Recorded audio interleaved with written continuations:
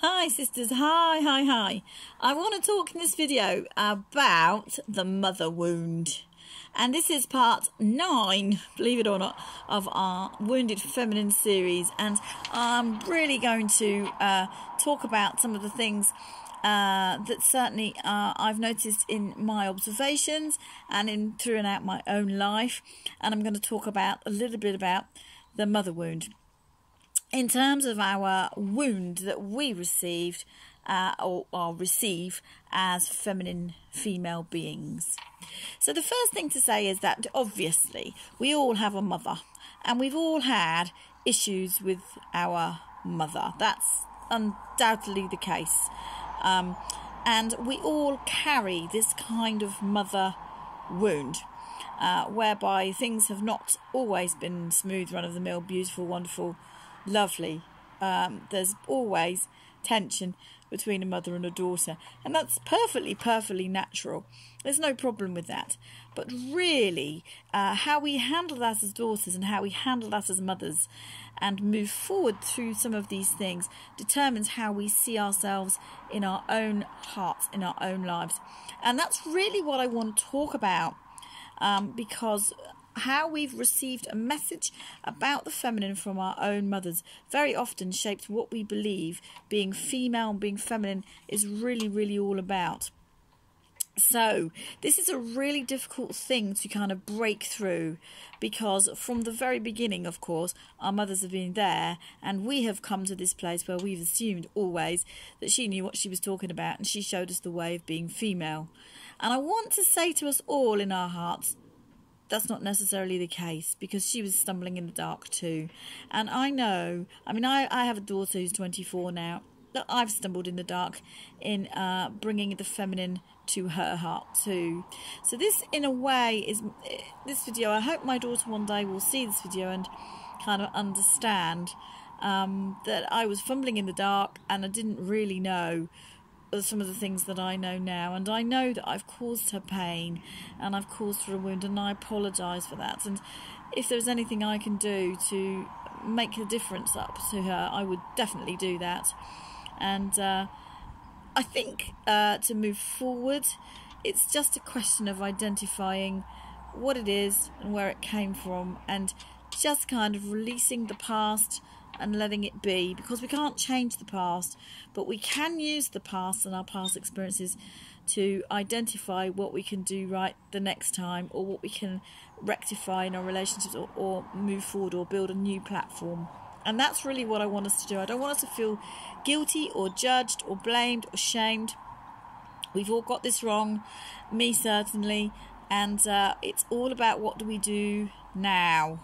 How do we move forward now? So I was thinking about this in a very big context and thought to myself, how does this mother wound begin? Where does it come from? And what does it look like? And how does it play out? And I have a few examples that I want to kind of bring to the table and just talk through, because they're common examples to all of our lives. And I think the first thing is that mothers are often ruled by fear. Now, we know fear is never a good place to be at anyway. We know that because we're on a journey of the heart. But many mothers are running on fear. And the fear is, this is my beautiful daughter. She is a female. She is a feminine being. So therefore, she is going to be seen sexually by males. And that is wonderful, and that's true, and that's exactly right. There's nothing wrong with that viewpoint, because that is absolutely the case. But it transforms itself into this fear, and what happens is, instead of dealing with it in a way in which the girl feels empowered to own her sexual identity and her sexuality, it's put into the girl the wrong way, and she feels embarrassed and ashamed of her femininity and her girlhood and her sexual identity, to the point where it can be crushing.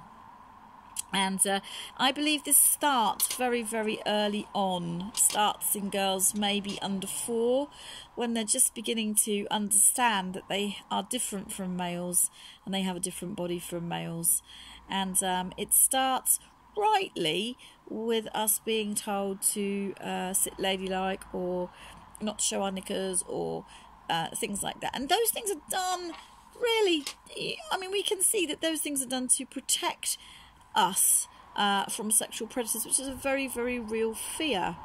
And it's a very, very real reality. These things, we can't avoid them. They have happened in our world. And of course, we're going to do everything we can to protect our young daughters. And that is right and that is good. But what happens is the message somehow gets communicated that it's the girl at fault. And this kind of is a feeling in our hearts that starts 4, 5, 6 years old. And it culminates really in one defining moment. And the defining moment for every single girl that I've ever met is that she'll come down the stairs one day at age 13, 14, 12, 13, 14, dressed up in a very fashionable outfit, makeup maybe for the first time in a serious way. And she meets mother at the bottom of the stairs, and mother says, "You're not going out like that. Don't you think you're going out like that? You can't dress like that." And that scenario, as we all know, plays out 100 million times in every household where there is a mother and a teenage daughter. And what's happening in that moment, I really want to unpack it because this is really significant. What is happening is that mother is coming from a place of fear. My daughter looks absolutely drop-dead stunningly gorgeous. And for the first time, I've noticed her developing womanhood. And so firstly, that mother's a little bit threatened because she realises now she's not the only woman in the house. So that's the first thing. So there's a little bit of that kind of tension going on. But deeper than that,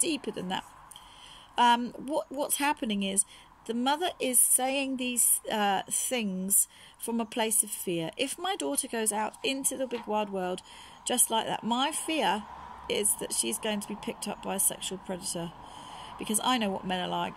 I've been round the block a bit and I know how they think, and she is naive. She's only 12, 13, 14. She perhaps doesn't realise yet the effect that her body and her face and her clothes and her makeup and her way might have on a equally hormonal young man, or even an older man. And so there's fear. And what is occurring in the heart of the girl when she receives a message like that is not about the fear of sexual predators. It's about, I'm making some choices as a young woman, and my choices aren't listened to, respected or wanted. I'm bringing disappointment to mother, and I don't really know why. Because a 12, 13, 14-year-old girl is not really aware, because we've never really made a big thing about what males could be like. So this girl is internalising all of these feelings from the mother, and she is feeling at fault and blamed and shamed for her choices in how she's chosen to present her femininity at that stage to the world. So we've got a huge tension here, a huge tension, and this comes about every time we have a mother and daughter. And I certainly, as I said before, I don't know anyone that hasn't been through this from either a mother point of view or from a daughter point of view. And it's really to do with our very poor communication. And one of the things that is happening, because this girl is internalising, I'm not good enough, my choices aren't respected, my choices aren't honoured, and I don't understand why, is that she then feels that it's somehow wrong to express her choice of the feminine. And this is what I've come to kind of understand, and I've thought about it. And it's a pivotal moment, because what that young heart is going to then do is going to push that boundary, because mother set a boundary really, hasn't she? Push that boundary so much, or she's going to completely withdraw and restrict it and allow it to be squashed down.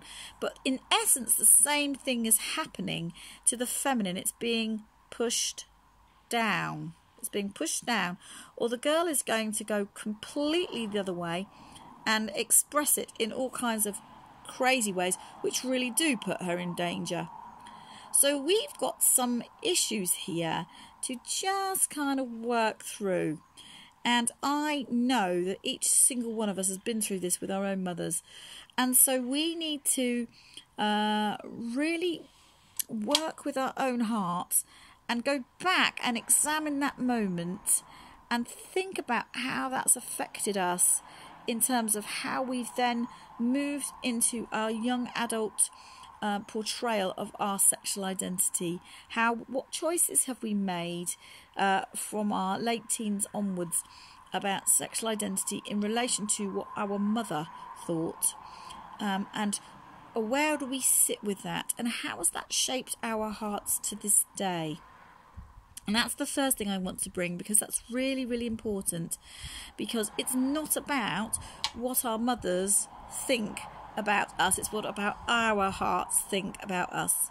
And we kind of lock into where our mothers were at with this, and it produces this huge wound, because somewhere in the mix of everything that we think about ourselves is this element of, have I disappointed her? Have I pleased her? Have I made her proud with things I've chosen for myself as a woman? Do I bring a threat to her life? How does that play out? How does that affect me as an adult woman? Does it make my behaviour go crazy? Was I promiscuous? Was I completely repressed? And all of these things are questions we need to now come back around and ask from a mature adult kind of standpoint, because we're working with our inner she and our feminine core, and we need to get to the bottom of some of these deep questions about how we formed those ideas about our inner she and our feminine core. And this is, as I say, a pivotal moment.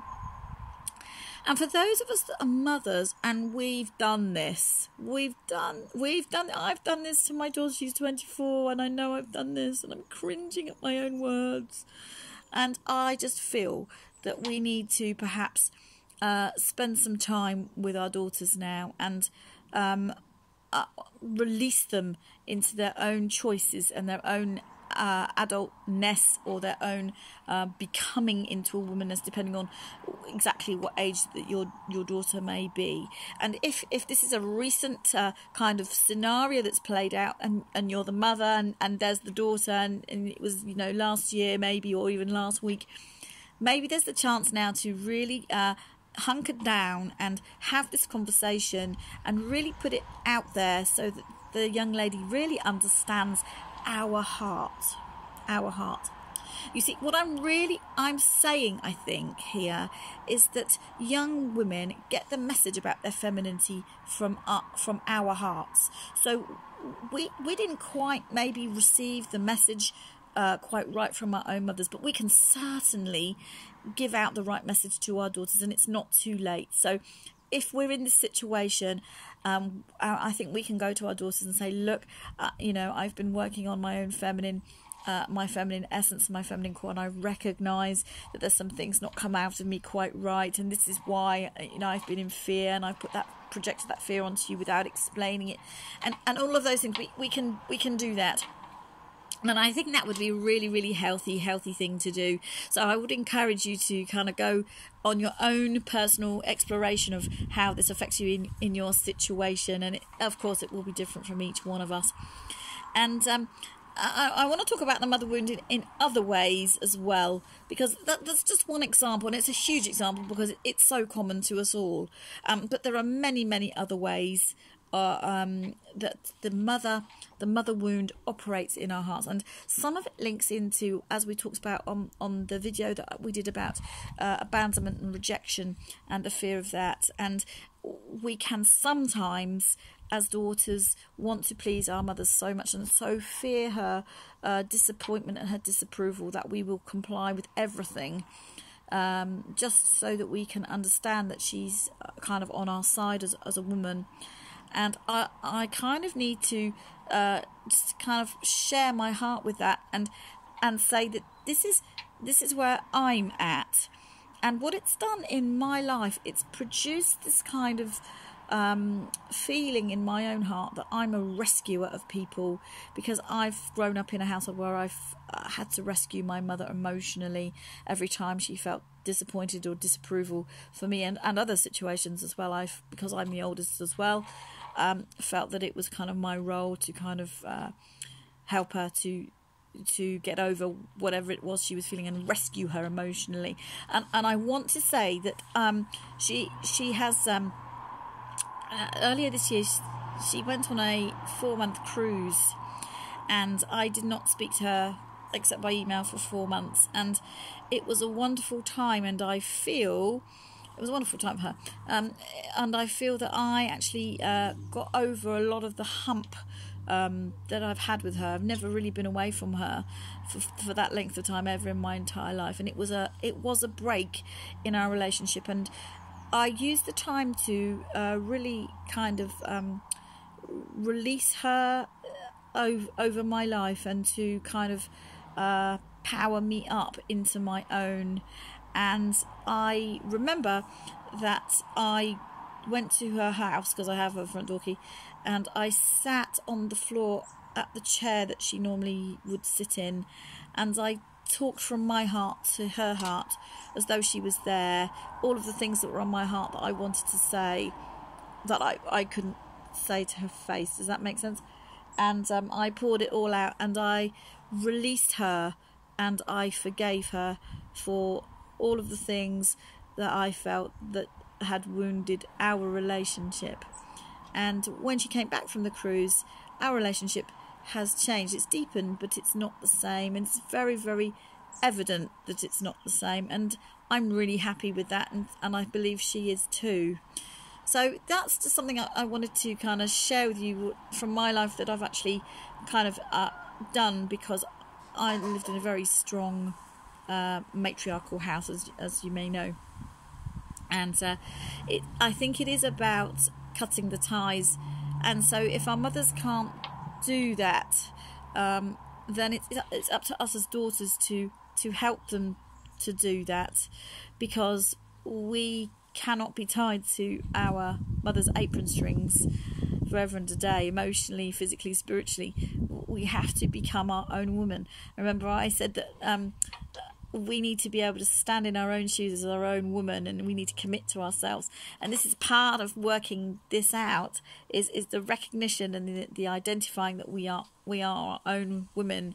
And what I choose for my life is what I choose for my life, and actually it's not her choice, and that's okay, and that really is okay, and it has to be okay. It really, really does, and it's high time. I'm 47. So I'm hopeful that my sisters who are younger than me will get this a lot sooner, because these things are really precious to our hearts. And I want to be able to kind of release you into your own power and your own standing as a woman. And I'm kind of giving you little helpful tidbits on the way, I hope, to help your journey. So I hope this has been really helpful. And obviously, as ever, we're going to talk about this more on our Facebook page, Heart Maidens, and I would love for you to come and chat with me, or let's chat privately, message me, it's absolutely fine. And I just want to say that I love you so much, and you are so worth it. And if you need to birth a new thing in tears, by crying and crying and crying, because these things affect you deeply, then you go right ahead, sister, because there's release in that. And I endorse you to do that. Never hold back. Never hold back on those tears, because it's all good. Okay, love you.